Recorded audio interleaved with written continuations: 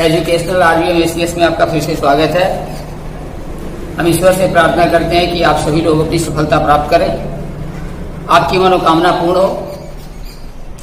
इसके लिए हम निरंतर प्रयासरत हैं। यहाँ जो भी विषय पढ़ाए जा रहे हैं वे पूरी लगन, निष्ठा और विस्तार से पढ़ाए जा रहे हैं। हम आशा करते हैं कि ये सभी वीडियो आपके लिए वरदान साबित हो। यदि ये सभी वीडियो आपको पसंद आता है तो आप इसे लाइक, शेयर एंड सब्सक्राइब करें, जिससे हमारे द्वारा बनाए गए वीडियो के नोटिफिकेशन सबसे पहले आपको प्राप्त हो सके। और साथ ही आप सभी कृपा करके इसे अपने भाइयों, बहनों एवं दोस्तों के साथ भी शेयर करें, जिससे वे भी इसका लाभ उठा सके। आगे हम समय को ध्यान में रखते हुए अपने विषय पर चलते हैं। देखिए क्लास 9 का जो एक्सरसाइज 13.2 का क्वेश्चन नंबर 3 है। इसमें क्या दिया है कि धातु का एक पाइप है। ये धातु का एक पाइप है, ठीक है, जिसकी लंबाई है 77 सेंटीमीटर। इस पाइप की लंबाई दी गई है 77 सेंटीमीटर। पाइप का जो अनुप्रस्थ काट है, किसी एक अनुप्रस्थ काट का आंतरिक जो व्यास है, जो अंदर का व्यास है, ये दूरी है हमारा कितना, 4 सेंटीमीटर। और जो बाहरी व्यास है उसकी कितनी दूरी है, कितना है, 4.4 सेंटीमीटर। तो हमें क्या ज्ञात करना है? पहला पूछा है इसका आंतरिक वक्र पृष्ठ का क्षेत्रफल, दूसरा पूछा है बाहरी वक्र पृष्ठ का क्षेत्रफल, और तीसरा हमें ज्ञात करना है इसका संपूर्ण पृष्ठीय क्षेत्रफल हमको ज्ञात करना है। आगे बात समझ में? तो सबसे देखे पहले क्या दिया कि धातु का एक बेलनाकार और खोखला है, मतलब बीच वाला भाग जो खोखला है और बेलनाकार है। तो यहां पर क्या लिखेंगे, चूंकि धातु के पाइप की लंबाई, ये लंबाई है, तो इसी लंबाई को हम एच भी ले सकते हैं, एल भी ले सकते हैं। जैसे ही खड़ा अगर कर दिया जाए तो क्या है, ऊंचाई हो जाती है, और जब ऐसे रख देते हैं तो क्या हो जाती है, लंबाई हो जाती है। तो यही इसकी लंबाई है, जिसको हम एच मान लेते हैं। या एल अगर मानेंगे तो जैसे हम फार्मूला लेते हैं 2πr/s, तो r की जगह पर हमको तब एल लेकर के चलना पड़ेगा, ठीक है। जैसे एच की जगह पर हमको एल लेकर के चलना पड़ेगा। आर तो आर रहेगा, लेकिन एच की जगह पर तो क्या मान लेंगे, एल मान लेंगे, और नहीं तो इसको हम एच ही लेकर के चले। तो धातु के पाइप की लंबाई जिसे हम एच मानते हैं, ये दिया है 77 सेंटीमीटर, ये दिया गया है, ठीक है। अब लिखेंगे पाइप का आंतरिक व्यास, आंतरिक व्यास, व्यास को डी से व्यक्त करते हैं या इस डी से व्यक्त करते हैं।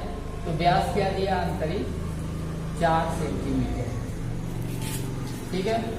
इसलिए पाइप की आंतरिक त्रिज्या निकालते हैं।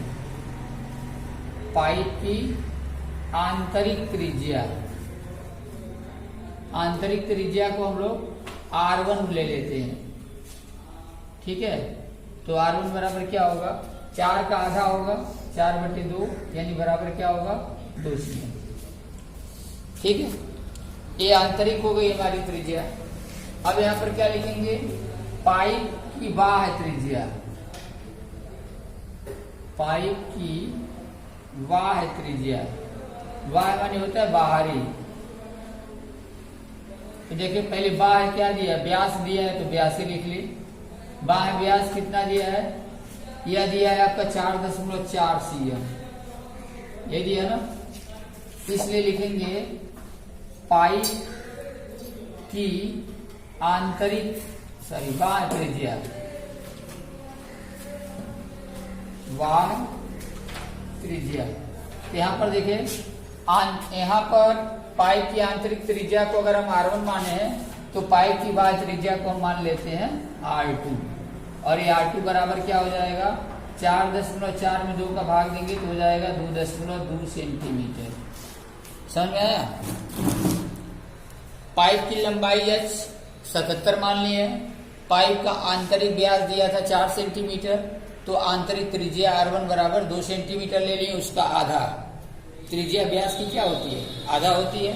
पाइप का वाह व्यास दिया है 4.4 सेंटीमीटर, तो पाइप की वाह त्रिज्या हम मान लें R2, 4.4 में 2 का भाग देंगे तो 2.2 सेंटीमीटर हो गया। R1 R2 ही निकाल लिए। हमको क्या निकालना है? अब दिया है आंतरिक वक्र पृष्ठीय क्षेत्रफल। अब 1 नंबर हमको निकालना है आंतरिक वक्र पृष्ठीय क्षेत्रफल। वक्र पृष्ठीय क्षेत्रफल मतलब आंतरिक पृष्ठ का हमको क्षेत्रफल ज्ञात करना है। तो देखिए आंतरिक पृष्ठ का क्षेत्रफल क्या है? किसी भी पृष्ठ का क्षेत्रफल अगर निकालेंगे बेलन के, तो बेलन के पृष्ठ का क्षेत्रफल होता है 2 पाई RH, यही फार्मूला होता है। तो यहाँ पर हो जाएगा 2 पाई और R1H। क्यों? क्योंकि पाइप की आंतरिक त्रिज्या को हम R1 माने हैं, ठीक है ना। पाइप की आंतरिक त्रिज्या को क्या माने हैं? R1 माने हैं। और यहाँ पर आंतरिक वक्र पृष्ठीय हमको क्षेत्रफल निकालना है। जैसे पाइप के ये जो भीतर वाला है, इसके भीतर वाले भाग का क्षेत्रफल कितना होगा? इसके भीतर वाले भाग, अंदर वाले, ठीक है। तो आंतरिक वक्र पृष्ठीय क्षेत्रफल निकालेंगे तो 2 पाई R1H। अब यहाँ पर मान रख दें तो क्या होगा? 2 गुणे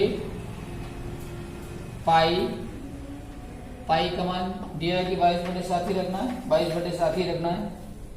2 गुणे 22/7 गुणे R1 की जगह पर दिया 2 और गुणे H की जगह पर क्या दिया? 77। ये 7 से कैंसिल हो जाएगा 11 बार में, और बाकी आप गुणा कर दिए। जैसे यहाँ पर 2 दूनी 4 और 22 चौके 88, और इसमें 11 का गुणा कर देना है तो 11/88 हो गया। और 11/88 और 8 होता है 96, 968 सेंटीमीटर का स्क्वायर। एक आंतरिक वक्र पृष्ठीय क्षेत्रफल हमारा एक आंसर आ गया पहला, ठीक है। अब दूसरा क्या पूछा है? दिया है बाहरी वक्र पृष्ठीय क्षेत्रफल। अब दूसरा दिया है यहाँ पर बाहरी वक्र पृष्ठीय क्षेत्रफल। बाहरी वक्र पृष्ठीय क्षेत्रफल देखो, तो बाहरी वक्र पृष्ठीय क्षेत्रफल होगा तो 2 पाई R2H। लंबाई पे ही रहेगी, लेकिन बाहर की ये जो व्यास है कितना दिया है? 4.4। तो बाहर की त्रिज्या लेंगे। देखिए पाइप की बाहर त्रिज्या R2 दिया है 2.2, ये R2 लेकर के चलेंगे, ठीक है। बस यही काम करना है। यहाँ भी क्या करेंगे? 2 गुणे पाई का मान हो जाएगा 22/7। R2 की जगह पर लिखेंगे 2.2 और H की जगह पर लिखेंगे 77। यहाँ भी 7 से 77 को कटा देंगे, 11 बार में कटेगा। और यहाँ गुणा करते हैं, देखें 22 दूनी 44, 44 में 22 से गुणा करना है। तो 44 में 22 से गुणा करें तो 44 दूनी होता है 88, 88 को 8, हासिल 8 हुआ। 44 दूनी 88 को 8 हासिल 8 का, और फिर 44 दूनी 88 होगा, 88 और 8 कितना हुआ? 96, 968 गुणे हो जाएगा 11। इस 11 की ओर बचा है। अब 11 से फिर इसमें क्या करते हैं? गुणा कर देते हैं तो हो जाएगा 11/88 और 11 सके 66 और 8, 66 8 74 को 4 हासिल 7 का, और 11 9 99 और 7, 11 से 66 8 74 हासिल 7 है। 11 9 99 और 7, 9 7 16 106, 10,648 सेंटीमीटर का स्क्वायर, ठीक है। बाहरी वक्र पृष्ठीय क्षेत्रफल निकाले हैं तो 2 पाई R2H, 2 गुणे पाई का मान 22/7, R का मान इसका यानी R2 है तो R2 कितना है? 2.2 है बाहर का, गुणे 77 तो ऊंचाई रहेगी। 7 से इसको कटाएंगे 11 बार में, गुणा यहाँ मिला लेंगे 44 से, 44 दूनी 88 और 44 दूनी 88 8 96। सॉरी एक चीज है यहाँ देखिए दशमलव दिया, पॉइंट है तो पॉइंट यहाँ पर 1 अंक के पीछे है, तो यहाँ पर 1 अंक के पीछे क्या लगा देंगे?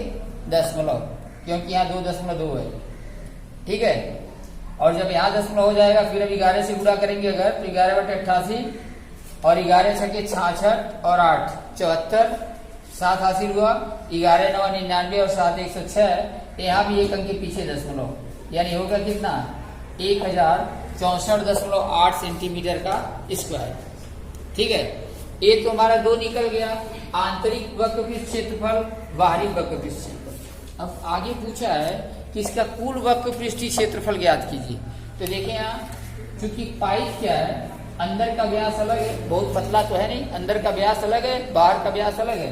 तो ए वाला जो पृष्ठ है, या जैसे यहाँ बाहर की ये भीतर के भाग की है और ये बाहर की भाग की है, तो ये बाहर के भाग का एक मोटाई जो है, ये तल का मोटाई दोनों तरफ होगा। ठीक है, इसका भी हमें क्षेत्रफल निकालना है, इधर भी होगा, इसी तरह से इधर भी होगा। ठीक है, तो 2 तो हम निकाल लिए हैं। अब दोनों सिरों का क्षेत्रफल निकालेंगे, दोनों सिरों का क्षेत्रफल। ठीक है, यहां पर लिखेंगे कि पाइप के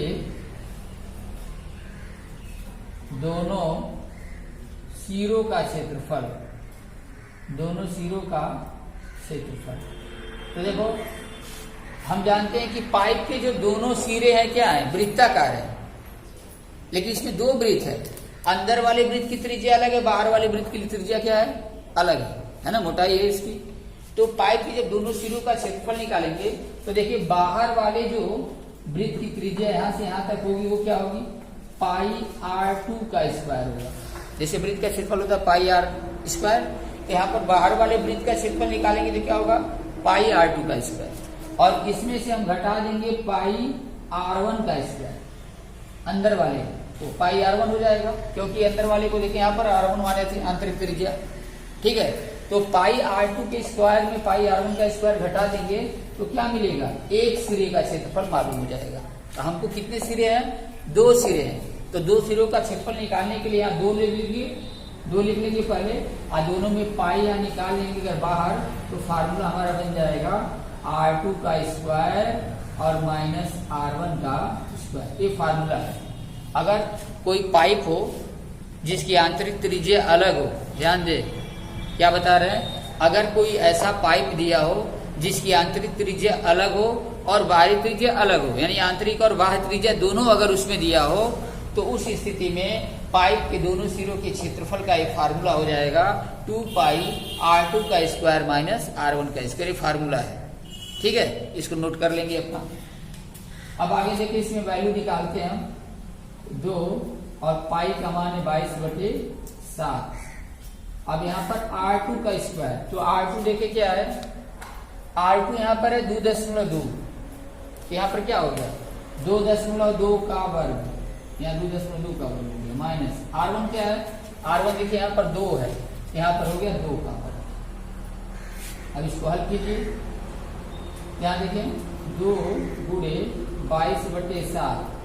अब यहाँ पर 22 का वर्ग निकालें और फिर घटाएं, और नहीं तो हम a plus b a minus b का फार्मूला लगा दें। जैसे a square minus b square बराबर होता है a प्लस बी, यानी 2.2 में एक बार 2 जोड़ेंगे और 2.2 में एक बार 2 क्या करेंगे, घटा देंगे, a plus b minus b से, और मान यहाँ से निकाल लेते हैं। देखिए कितना होगा, यहाँ बराबर देते हैं, तो 2 गुणे 22/7 और गुणे 2.2 में 2 जोड़ेंगे तो आएगा 4.2, और 2.2 में 2 घटाएंगे तो आएगा 0.2। ठीक है, अब यहाँ 7 से घटा दें, 7 6 42, 0.6 बार में यहाँ कट जाएगा, इसको मिटा दे रहे हैं। यहाँ पर 42 जो है 0.6 बार में कैंसिल हो जाएगा। ठीक, अब गुणा सही से थोड़ा करना है, जैसे कितना हो गया 22 दूनी 44, गुणे यहाँ 6 दूनी 12, तो 12 हुआ, 1 अंक के पीछे 1 अंक के पीछे, तो यहाँ पर 2 अंक के पीछे 0, यहाँ 0 लगा देते हैं। अब गुणा कर दे, 12 चौक 48 और 12 चौक 48 और 4 कितना हुआ 52, 528, 2 अंक के पीछे 5.28 सेंटीमीटर का स्क्वायर। ये दोनों सिरों का क्षेत्रफल हो गया। आगे समझ में। अब हमको क्या बताना है, हमें बताना है कि कुल पृष्ठीय क्षेत्रफल। तो देखें, इसलिए लिखेंगे कुल पृष्ठीय क्षेत्रफल, कुल पृष्ठीय क्षेत्रफल। तो जब कुल पृष्ठीय क्षेत्रफल निकालेंगे तो क्या करेंगे, आंतरिक वक्र पृष्ठीय क्षेत्रफल, बाहरी वक्र पृष्ठीय क्षेत्रफल और दोनों सिरों का यह क्षेत्रफल, तीनों को क्या करेंगे, ऐड कर देंगे, तीनों को जोड़ देना है। तो देखिए आंतरिक कितना आया था 968, बाहर वाला कितना आया था 1064.8, यह वाला आया है 1064.8 और दोनों सिरों का क्षेत्रफल आया है 5.28। तीनों को जोड़ना है, देखिए जोड़ेंगे तो 8 को 8 ही होगा और यहाँ पर 8 यहाँ 2 है, 8 2 कितना हुआ 10, हासिल 1 का 5 1 6 4 10 8 18 को 8, हासिल 1 का 6 1 7 7 6 13 को 3, हासिल 1 का हुआ और 9 1 10, यहाँ 0 है, 0 आएगा और 1 1 2, देख लें आंसर कितना है। तो ये हमारा क्या हो गया, कुल वक्र पृष्ठीय क्षेत्रफल है। आई बात समझ में। क्वेश्चन को देखो क्या दिया, सबसे दिया है एक धातु के पाइप की लंबाई है 77 सेंटीमीटर, ठीक है। इस पाइप का आंतरिक व्यास दिया है 4 सेंटीमीटर और पाइप का बाहरी व्यास दिया है 4.4 सेंटीमीटर। तो हमें पहला नंबर पूछा है कि पाइप का आंतरिक वक्र पृष्ठीय क्षेत्रफल बताना है, पाइप के आंतरिक वक्र पृष्ठीय क्षेत्रफल बताना है, दूसरा पाइप के बाहरी वक्र पृष्ठ का क्षेत्रफल बताना है और तीसरा जो कुल इसका पृष्ठीय क्षेत्रफल में ज्ञात करना है। तो सबसे पहले क्या किए हैं, पाइप की लंबाई दिया है, जो दिया है पहले लिख लें, बाहरी लंबाई दिया है, पाइप की लंबाई दिया है, पाइप का बाहरी आंतरिक व्यास दिया है, आंतरिक व्यास दिया तो आंतरिक त्रिज्या को हम R1 मान लिए हैं 2 सेंटीमीटर निकाल दिए, बाहरी व्यास दिया 4.4 और बाहरी अगर त्रिज्या निकाले R2 तो ये 2.2। अब यहीं से आंतरिक वक्र पृष्ठ का क्षेत्रफल 2 पाई R1h, क्योंकि आंतरिक त्रिज्या क्या है R1 है, ठीक है। तो यहाँ पर 2 पाई का मान रख दिया गया, R1 का मान रखा गया, h का मान रखा गया और इसको हल करने से है 968 सेंटीमीटर का स्क्वायर। उसी तरह बाहरी वक्र पृष्ठ का क्षेत्रफल 2 पाई R2h, R2 क्या है, चूंकि बाहरी जो पृष्ठ है यानी बाहरी जो त्रिज्या है ये दिया है पाइप की बाह्य त्रिज्या R2 के रूप में 2.2। यहाँ पर भी 7 से 77 कटा दिए और बाकी इसको सॉल्व किया गया है, 22 में 2 से गुणा किए 44 और यहाँ पर क्या किए पहले 11 छोड़ा गया है, यहाँ 22 दूनी 44 है, 44 में 2.2 से गुणा किया गया तो 96.8 आया है, इसमें 11 का गुणा किए तो 1064.8, ठीक है। अब चूंकि हमको संपूर्ण पृष्ठ निकालते समय चूंकि पाइप की मोटाई है किनारे वाले सिरे का, वो भी क्षेत्रफल हमें निकालना है, जो हमें बताया है। जिस तरह से यहाँ पर ये दिखाया जा रहा है, इसी तरह से इस वाले पार्ट में भी होगा, ठीक है। केवल बीच वाला पार्ट जो बचेगा, तो हम क्या करेंगे, इसको निकालने के लिए पाइप के दोनों सिरों का क्षेत्रफल होता है 2 पाई इंटू R2 का स्क्वायर माइनस R1 का स्क्वायर। कैसे निकाले बताए हैं। अब यहाँ 2 पाई की जगह पर 22/7, R2 की जगह पर 2.2 का स्क्वायर, R1 की जगह पर 2 का स्क्वायर। यहाँ या तो वर्ग निकाल लें 2.2 का वर्ग, और नहीं तो फार्मूले में भी ले सकते हैं, स्क्वायर माइनस बी स्क्वायर बराबर होता है +b into a minus b. एक बार दोनों को जोड़ दिए, एक बार दोनों को घटा दिया गया, तो ये दोनों को जोड़ेंगे तो आएगा 4.2 और 2.2 में अगर 2 घटाएंगे तो क्या आएगा 0.2, ये हमारा आएगा। अब इसको सॉल्व किया गया है तो आया है 5.28 वर्ग सेंटीमीटर। कुल पृष्ठीय क्षेत्रफल निकालने के लिए क्या किए हैं, ये है हमारा आंतरिक वक्र पृष्ठ क्षेत्रफल, ये है बाह्य वक्र पृष्ठ क्षेत्रफल और ये है दोनों सिरों का क्षेत्रफल। कुल निकाला गया तो 2038.08 आंसर। यह है, ये एक रोलर है, रोलर का काम क्या है, जैसे समतल करना, सड़क देखते हैं जिससे सड़क वगैरह बनती है, तो आगे वाला जो हिस्सा होता है जिसे समतल किया जाता है, दिया है रोलर का ये व्यास है 84 सेंटीमीटर, ठीक है। किनारे जो है इसका व्यास दिया है 84 सेंटीमीटर, 84 सेंटीमीटर इसका व्यास है, और इस रोलर की लंबाई कितना दिया है 120 सेंटीमीटर है, ठीक है। और एक खेल के मैदान को समतल करना है। खेल के मैदान को समतल करना है, लेकिन क्या दे रहा है, खेल के मैदान की लंबाई चौड़ाई हमको नहीं दिया है। ठीक है, खेल के मैदान की लंबाई चौड़ाई यहाँ नहीं दिया है। यहाँ हमें रोलर का व्यास दिया है और रोलर की लंबाई दिया है, और ये बता रहा है कि खेल के मैदान को समतल करने में रोलर को 500 चक्कर लगाने पड़ते हैं। कितने चक्कर लगाने पड़ते हैं? 500। तो 500 चक्कर में रोलर जो है कितना क्षेत्रफल तय करेगा। तो जितना क्षेत्रफल वह समतल करेगा वही उस पूरे मैदान का क्या हो जाएगा, क्षेत्रफल हो जाएगा। आई बात समझ में? तो ध्यान दें, इसमें देखिए क्या दिया है, आगे फिर से देखिए क्या दिया है। जैसे अगर हम समतल करेंगे तो देखें रोलर का जो वक्र पृष्ठ है, केवल वक्र पृष्ठ से ही ना समतल किया जाता है। रोलर से अगर समतल करेंगे तो किससे समतल होगा? केवल वक्र पृष्ठ, किनारे वाले सिरे से तो दबाया नहीं जाता है, समतल किया नहीं जाता है। तो हम यहाँ पर रोलर का क्या निकालेंगे? वक्र पृष्ठ निकालेंगे। और रोलर का जितना वक्र पृष्ठ होगा, एक चक्कर में रोलर उतना ही क्षेत्रफल, जितना इसका वक्र पृष्ठ आएगा, एक चक्कर में रोलर जो है उतना वर्ग सेंटीमीटर ही दूरी या क्षेत्रफल जो है तय करेगा। आई बात समझ?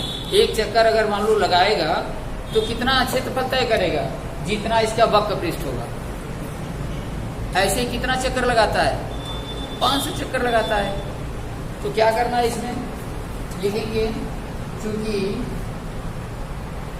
रोलर का व्यास, जिसे हम d से व्यक्त करते हैं, d बराबर दिया है 84 सेंटीमीटर। यहाँ पर निकाल लेंगे रोलर की त्रिज्या। आगे वाला फैन बंद कर दें। रोलर की त्रिज्या r बराबर 84/2 यानी बराबर हो गया 42 सेंटीमीटर। ठीक है, रोलर का व्यास दिया है तो रोलर की त्रिज्या निकालेंगे तो हो जाएगा 42, 84 का आधा। अब रोलर की लंबाई दिया है, रोलर की लंबाई, ठीक है। रोलर की लंबाई कहने का मतलब क्या है? बेलन की ऊंचाई। मान लो ये भी तो एक प्रकार का बेलन है, लंबवृत्तीय बेलन है, तो बेलन की ऊंचाई इसको मान लेते हैं। तो h बराबर क्या हो गया? 120 सेंटीमीटर। अब इसलिए हम रोलर का वक्र पृष्ठ निकालें या चाहे बेलन का वक्र पृष्ठ निकालें, एक ही बात है। तो रोलर का वक्र पृष्ठ निकालेंगे केवल। तो वक्र पृष्ठ का क्षेत्रफल क्या होगा? 2πr/h। तो देखिए 2 आप पाई का मान रखेंगे 22/7, r का मान यहाँ पर दिया है 42 और h का मान दिया है 120। इसको सॉल्व कर दे। 7 6 के 42 और यहाँ देखिए गुणा कर दे। 22 दूनी 44, 44 में 6 का गुणा करते हैं तो 6, 44 में 6 का 6 से 24 को 4 हासिल 2 का, और 6 से 24 2 26, 264 गुणे 6 गुणे 120 नहीं 22 नीचे तो हो गया है ना, केवल 120 का करना है, 6 का तो कर चुके हैं। इतना सेंटीमीटर का स्क्वायर, ठीक है। या हम इसको और पूरा कर देते हैं, रहने दें। तो इतना वर्ग सेंटीमीटर देखिए रोलर का ये वक्र पृष्ठ है, ठीक है। जितना ये वक्र पृष्ठ आया है, एक चक्कर अगर रोलर चलेगा तो इतना क्षेत्रफल तय करेगा। आई बात समझ में? जितना रोलर का वक्र पृष्ठ आया है, रोलर के एक चक्कर चलने में इतना क्षेत्रफल तय होगा। आ गई बात समझ में? कितने चक्कर चलना पड़ता है पूरे मैदान को रोलर करने के लिए? 500। ये दिया ना, तो एक चक्कर में रोलर के वक्र पृष्ठ की बराबर जो क्षेत्रफल तय करना पड़ेगा। इसलिए लिखेंगे, इसलिए 500 चक्कर में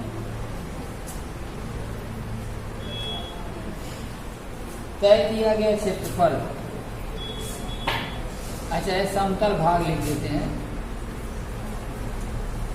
अच्छा तय क्षेत्रफल बराबर तय किया गया या समतल किया गया क्षेत्रफल। ठीक है, तो देखें 500 चक्कर में कितना क्षेत्रफल वो तय करेगा, कितना क्षेत्रफल वो अपना जो है कवर करेगा, इसको निकालेंगे जिसमें 500 का गुणा करें। तो 2 6 4 गुणे हो गया 120 और गुणे हो जाएगा 500 कितना सेंटीमीटर का स्क्वायर। आगे बस में, लेकिन हमको क्या बताना है, हमको बताना है खेत के मैदान का वर्ग मीटर में क्षेत्रफल ज्ञात करना। हमको खेल के मैदान का क्षेत्रफल वर्ग मीटर में बताना, वर्ग सेंटीमीटर में नहीं बताना। अभी हम जो निकाले किस में आया है, सेंटीमीटर का स्क्वायर आया है। आई बस में, हमको किस में बताना है, वर्ग मीटर में बताना है। तो 500 चक्कर में जितना क्षेत्रफल तय करेगा वही मैदान का क्या होगा, क्षेत्रफल भी होगा। इसलिए यहाँ पर लिखेंगे, इसलिए मैदान का क्षेत्रफल बराबर, मैदान का क्षेत्रफल बराबर, तो मैदान का क्षेत्रफल निकालने के लिए क्या करेंगे, अब जितना क्षेत्रफल दिया है 264 गुणे 120 गुणे 500, एक वर्ग सेंटीमीटर में, देखिए 1 मीटर में 100 सेंटीमीटर होता है, तो सेंटीमीटर से वर्ग मीटर बनाने के लिए हम लोग क्या करेंगे, यहाँ पर 100 का भाग देंगे। ये तो 500 दिया है, तो एक बार 100 से भाग देंगे तो 100 सेंटीमीटर बनेगा। यहाँ 2 सेंटीमीटर है, सेंटीमीटर का वर्ग करने का मतलब क्या है, सेंटीमीटर गुणे सेंटीमीटर 2 बार। तो एक बार 100 से भाग देंगे तो 100 सेंटीमीटर मीटर बदल गया, एक बार और 100 से भाग देंगे तो क्या होगा, वो भी क्या हो गया, मीटर में बदल गया। तो इतने वर्ग मीटर हो गया। अब इसको हल कर दीजिए, देखिए यहाँ 2 जीरो से यहाँ 2 जीरो कर देते हैं कैंसिल पहले, अब 2 जीरो बचा है, इसको भी कैंसिल करने का प्रयास करते हैं। 12 पचे 60 हुआ, 6 मान लेते हैं, ठीक है। 12 पचे 60 है, यहाँ लिख देते हैं, देखिए 2 6 4 गुणे 12, 12 पचे 60 ले लेते हैं यहाँ पर, अब बटे कितना है 100, ठीक है।